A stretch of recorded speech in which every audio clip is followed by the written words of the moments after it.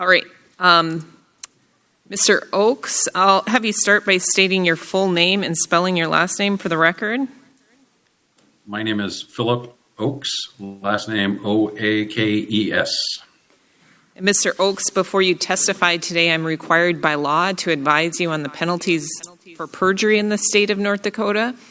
Perjury is a Class C felony, punishable by a maximum fine of $10,000, a maximum 5 years imprisonment, or both. Do you understand what perjury is? Yes, ma'am. And being advised of the potential penalties for perjury, do you promise to tell the truth in this case today? Yes, Your Honor. All right, thank you. Go ahead. Thank you, Your Honor. Mr. Oakes, can you hear me okay? I can, yes, sir. And I appreciate your joining us even though you couldn't be here in person. Can you tell the Commission where you in fact are today? I am actually coming to you from my dorm room at the moment at the National Fire Academy, where I am attending a hazardous materials roundtable discussion with representatives from PHMSA, representatives from the EPA, and representatives from the International Association of Fire Chiefs and others, discussing hazardous material policies around the country. And Mr. Oakes, what is it that you do for a living? I am a trainer slash, my official title is the Chief of Operations and Training, which I do on a contractual basis for the National Association of State Fire Marshals. In that role, I manage their pipeline emergencies response training program. That is something I have done for the past 12 years. I also work as the Chief of Training for the Florida Fire Marshals and Inspectors Association, again, under a contractual basis. And can you tell us a little bit about your educational and relevant work background? Certainly, sir. I was a volunteer firefighter in the state of Wyoming in a rural area outside of Cheyenne, Wyoming for over 20 years. In that time, our jurisdiction grew from about 7 to 8 or 9 pipelines that were in it. Also, during that time, my paid job, I worked for the Wyoming State Fire Marshal's Office for 5 years as the State of Wyoming Fire Marshal's Office as the State Fire Training Director. When I left that office, I went to work for the National Association of State Fire Marshals and have been conducting their pipeline training program for the past 12 years. I also am a Certified Fire Officer 3, Certified Firefighter 2, Certified Hazardous Materials Incident Commander, carry degrees in Fire Science and Business Administration, and have been a volunteer EMTB, although that certification is not current at this time. It expired when I moved from Wyoming to Florida. Despite being remote, and I apologize for the inconvenience of this, but were you able to watch Chief Briggs' testimony today? I was, sir. I did.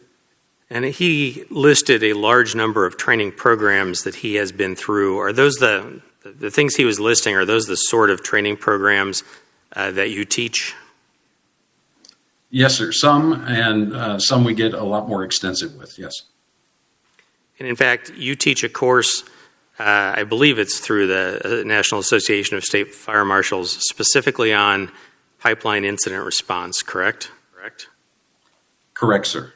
And that course includes information about carbon dioxide, correct? Yes, sir. It does some. Yes, sir. Is it your experience as someone that trains on pipeline safety that hazardous liquids pipelines can in fact be operated safely? Yes, sir. And is it your experience that even when releases do occur, they can be responded to in a manner that maintains public safety? Yes, sir. That is what we teach as part of our curriculum. And let me talk a little bit about how that happens. Chief Briggs this morning talked about a couple of things that he found to be obstacles in dealing with the Denbury pipeline. One of those was that there had been no outreach, that he and other people in his position in adjacent counties weren't aware the pipeline was there. From your perspective, is that a failure of best practices? Yes, sir, that is. Are outreach to local responders and local communities a key part of what you train? Yes, sir. As a matter of fact, part of our training includes a discussion of API's recommended practice 1162, which is covered by DOT FEMSA regulation, and it mandates how pipeline companies are supposed to reach out to first responders. And that outreach and training isn't necessarily something that happens once in the beginning. That is an ongoing process, correct? Correct, sir. It can be, depending upon the pipeline, everywhere from every 6 months to a year to every 2 years, depending on the pipeline type, and the company involved. And that community outreach can start with and includes meetings like this one that the North Dakota Public Service Commission has opened up around the state for the public to participate in, correct? Correct. Let's talk about equipment. Chief Briggs mentioned that they did not have air monitors or gas monitors in their set of tools. I assume that that also is contrary to best practices. Yes, sir. There is only one true way to determine a plume or where your red zone, your hot zone is when you are responding to a hazardous materials incident. And that is with a properly functioning air monitor that is used by somebody who has been trained on its proper usage and it has been maintained properly. Talking about equipment, I assume that an important part of that with regard to pipeline work is also an SCBA, a self-contained breathing apparatus. Yes, sir. One of the tenets that we teach in the pipeline emergencies curriculum is the 8-step process. And one of those 8 steps is selecting the appropriate PPE. And at a bare minimum, all firefighters working on a hazardous materials zone should be equipped with fully functioning PPE, structure gear, and SCBA. To be clear, however, the SCBA is not specific or unique to dealing with pipelines, right? That is a standard part of firefighting gear. Yes, sir. It's used for structure fires. It is used for hazardous materials response. It is used when a carbon monoxide detector goes off in your home. And did you hear when Chief Briggs testified that other pipeline companies, in fact, had conducted the outreach, had met with the counties, told them about where their pipeline was, what the product was? Yes, I did hear him say that. Yes, sir.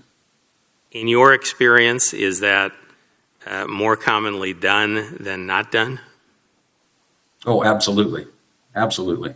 So the fact that that was not done in Mississippi by a particular pipeline company is an outlier in your experience? Yes. Is it common in your experience that fire departments along a pipeline would not have access to air monitors? It would depend on the fire department, and allow me to explain. There are several rural, smaller fire departments financially that may have difficulty acquiring the air monitoring that they need. So in those cases, they will take extensive measures to stay out of the plume or stay further back from an incident scene until such air monitors could get on scene. Such as, for example, from what I've heard today in the testimony, a rural department waiting for the Bismarck Fire Department to show up. That would not be uncommon. For example, our department that I was in, we would isolate and deny entry to an extensive area and then wait for air monitoring to show up from the city of Cheyenne and their hazmat team. Several people today have used the term explosion in association with a CO2 pipeline release. Do you agree that that's an accurate use of the term? I do not. And can you explain why?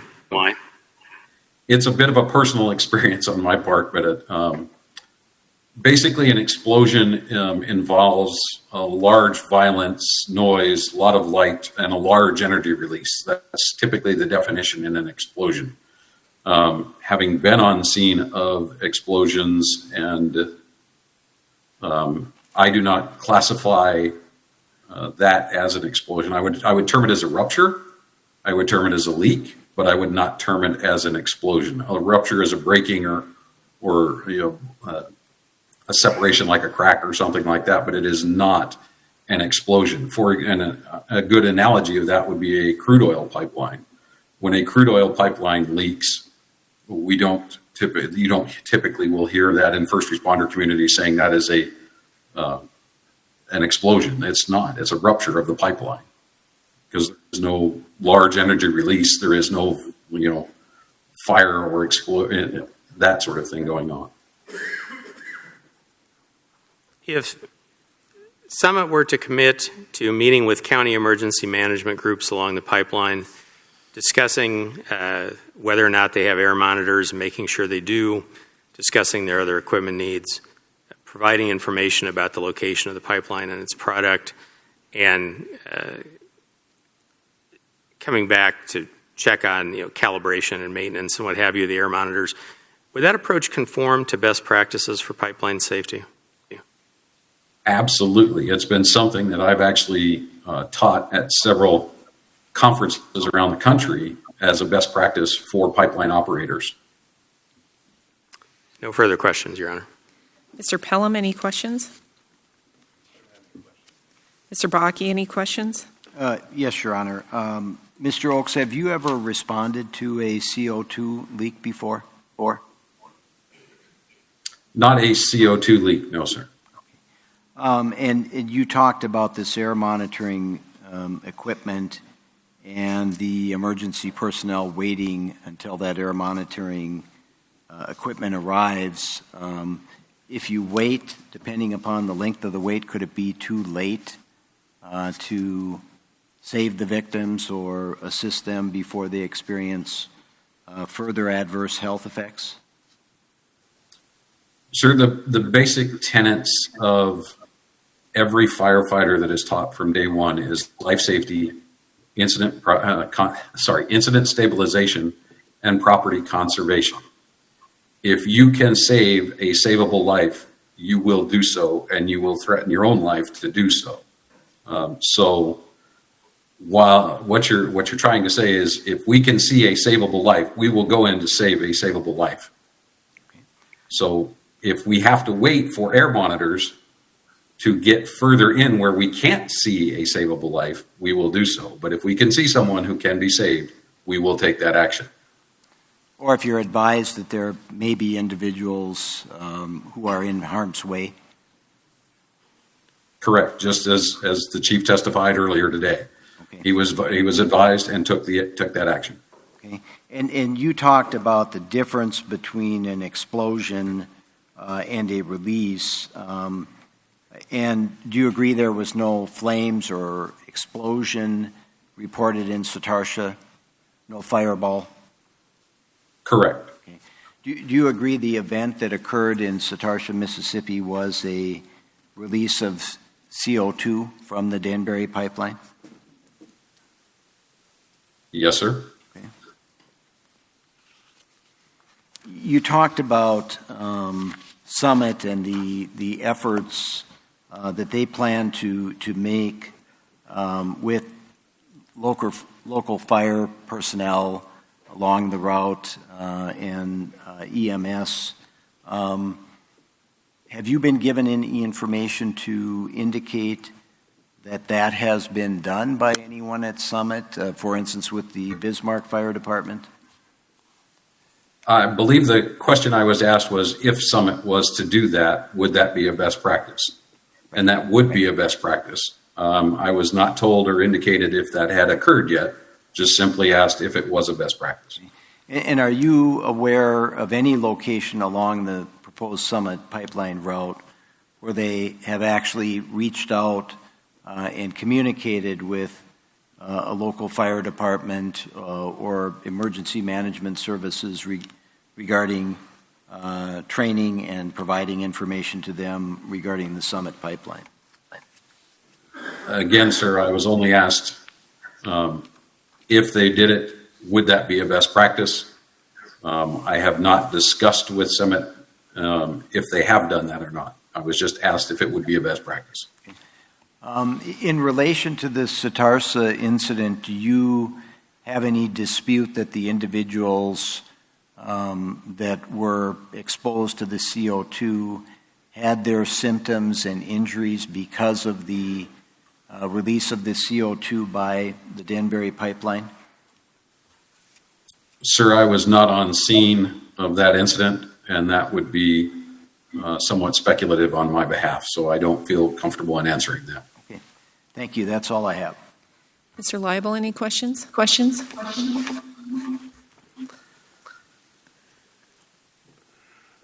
So Summit submitted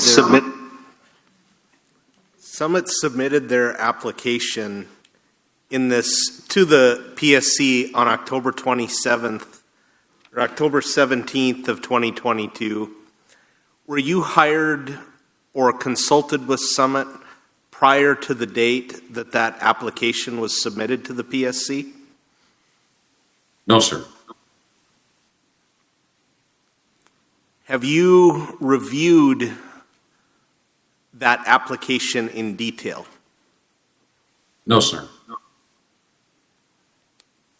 So this information that you're telling us about best practices, have you ever told that to anyone at Summit? I have at yes, I have. When?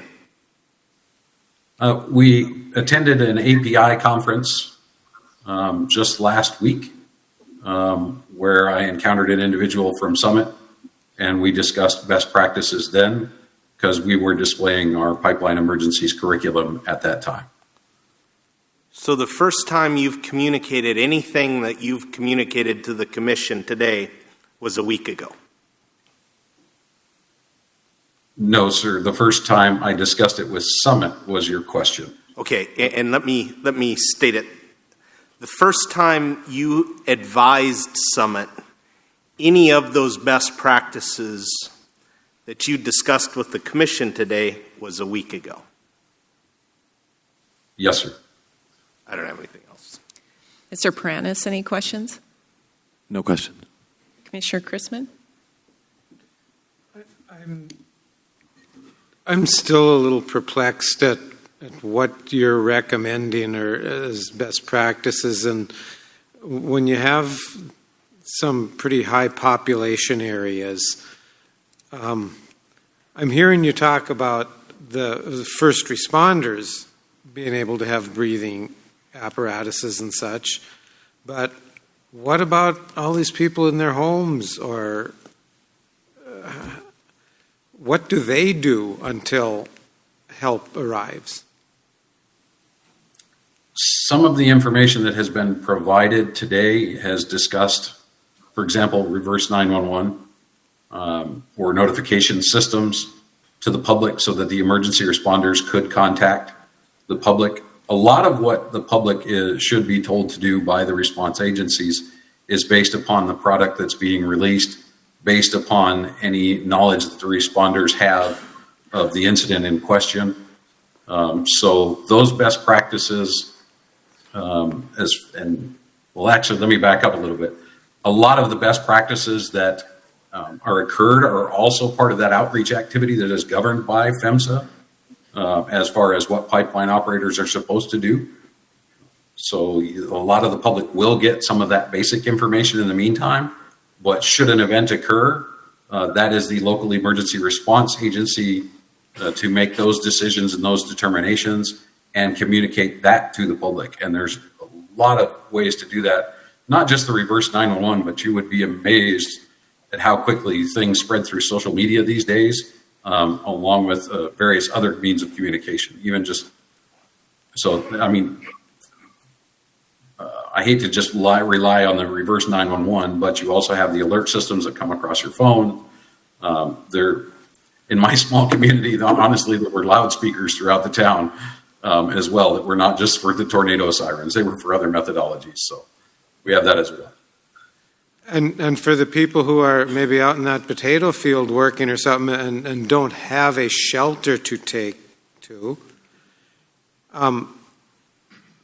we heard discussion earlier of vehicles that had just stopped and other vehicles that continued on but didn't run well. How do you recommend to the first responder people that you're training how they get around to rescue people if their vehicles don't work?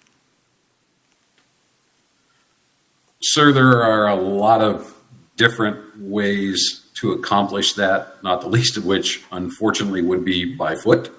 But one thing about you learn quickly in the response communities is to be creative. So it would not surprise me that if response agencies have these situations, they will come up with a way to accomplish exactly what they need to do. So regardless of if their vehicles don't work, they will find a way to make it work. Or they will find a way to get in and get out, even if it involves foot traffic and having to lug equipment. I have done that personally myself over an extended distance, but it was for other related incidents, such as a wildland fire. Doesn't it seem like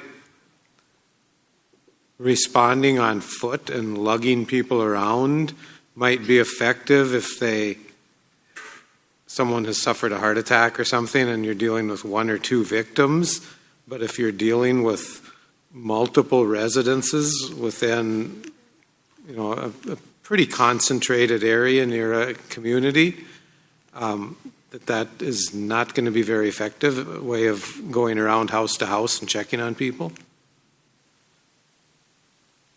With a monitor in place, you may not have to go house to house. You may be able to search a larger area because you can determine where the gas is going, where it is not, and you can quickly rule out certain areas. There are other things that you can do. People mentioned golf carts. Like I said, it is a creative process on firefighters, fire departments, emergency responders, law enforcement, as far as what they will do and what they will come up with. Now, I agree, it is not an efficient process to do everything manually, but it is the lowest common denominator that you're guaranteed will work. No other questions. Commissioner Haugen-Hoffert. Thank you. You sat and talked about, in your testimony, best practices with Summit meeting with the county EMS, correct? With emergency management, first responders, yes, Commissioner. Yes. So along with that best practices in the equipment needs, is it appropriate for Summit to cover those costs? If like a rural volunteer fire department does not have that equipment?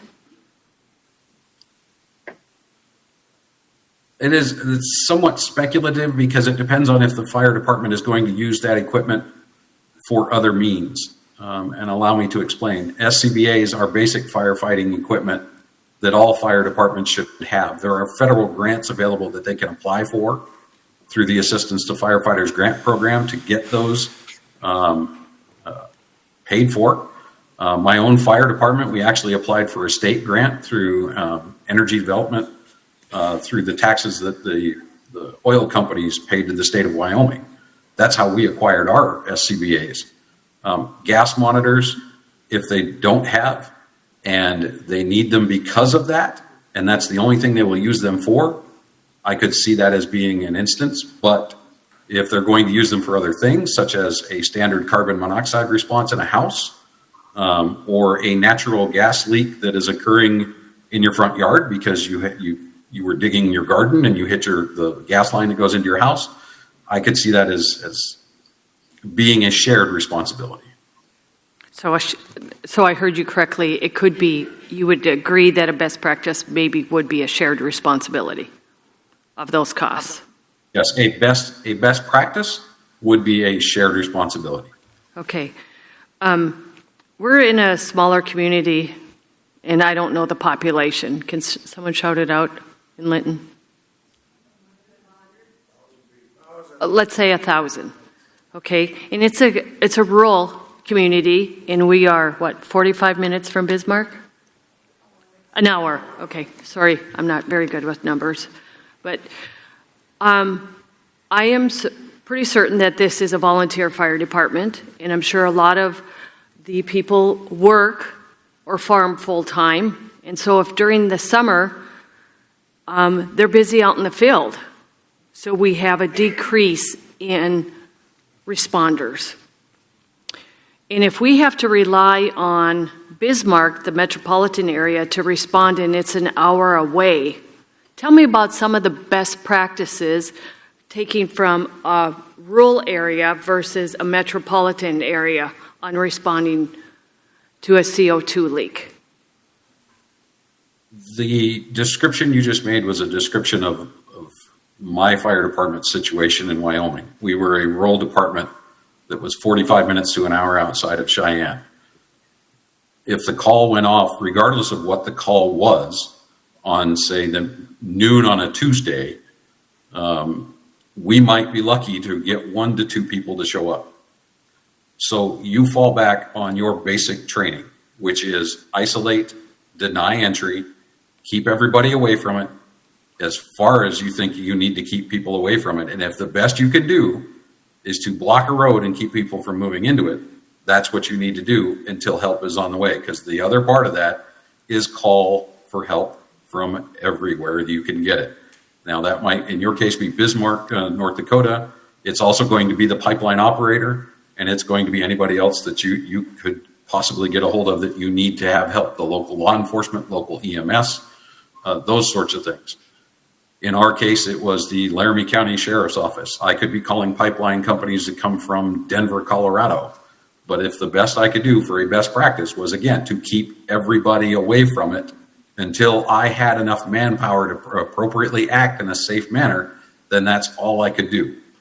And while that sounds somewhat defeatist, the simple fact is life safety, that includes the responders, does take a bit of precedence there. And part of that is not just a problem that we see in the West, it's a problem that is nationwide with the volunteer fire service, in that it's a diminishing trade. You used to have 1.2 million volunteer firefighters in the United States, and now I believe some of the polls that are coming in now saying there's about 600,000 to 750,000 at best. So you've got an awful diminished route there, but it is what, and I really hate to say it, it is what we who live in the rural areas are willing to have. If we don't, for example, raise mill levies for a full-time rural fire department, that's why we go to the rural areas. We don't want our taxes to be that high, but those are the consequences for living out there. Is you have those smaller fire departments, you have those longer response times. It's the same concept that we had before with the risk management. You want to live in the rural area because you want these certain things, but those are the risks that are associated with living in that rural area, unfortunately. And does that mean that your responses are going to be slower and take a little bit longer? Absolutely. The ambulance ride alone, if you need to go from my jurisdiction to Cheyenne, was 1 hour after you were picked up. That's just a fact of life and when you live out there. But this, again, the people wanted to live out there because of the area, the fact that they could have land and be away from everyone. So it was the risk that they were willing to absorb. Thank you. I just have one comment. I want to thank you for your service on being on the volunteer fire department. I know that's a lot of commitment. So I have no further questions. Mr. Dawson, any questions? No question. No question. Is there any redirect?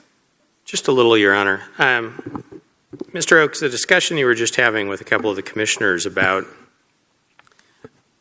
risks and some of the issues of rural volunteer fire departments and things, those are not unique to carbon pipelines, correct?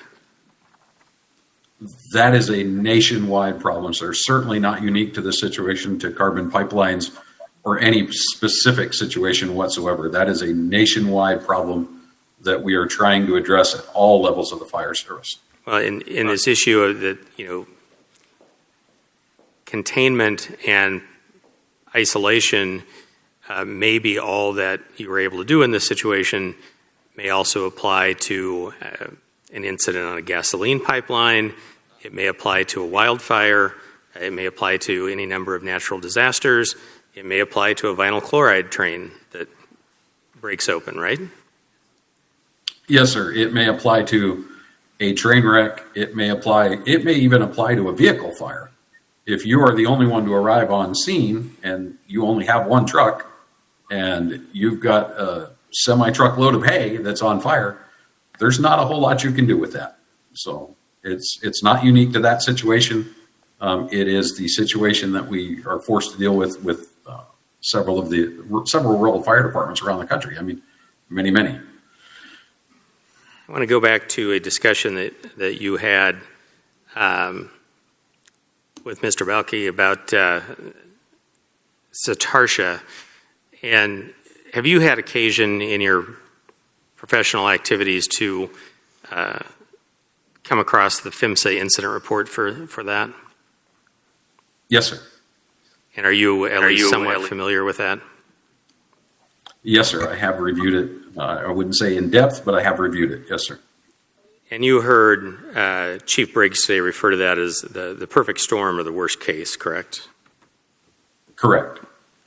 And we had heard a number of 45 persons went to the hospital. According to the PHMSA report, do you know how many were actually admitted to the hospital?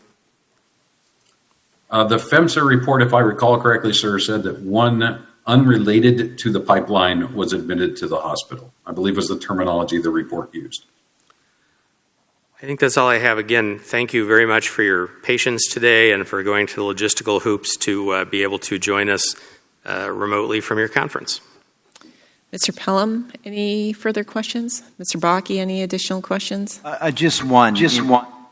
In terms of the PHMSA report you just referred to, which is our Exhibit 155, would you defer to the language in the report as to how many people were sent to the hospital and or treated at the hospital? Again, if I recall the report correctly, it was 45 individuals were taken to the hospital. One, again, unrelated to the pipeline, was admitted. But whatever it says in the report, correct? You haven't done any independent investigation of your own on how many people were hospitalized or went to the hospital? No, sir. I have not done any independent review of that. It's in the report. I have no further questions. Mr. Leibel, any other questions? I have none. Mr. Pranis, any questions? No, Your Honor. Any further commissioner questions? All right, that's all we have for you, Mr. Oakes. Thanks for taking the time to testify for us tonight. Thank you.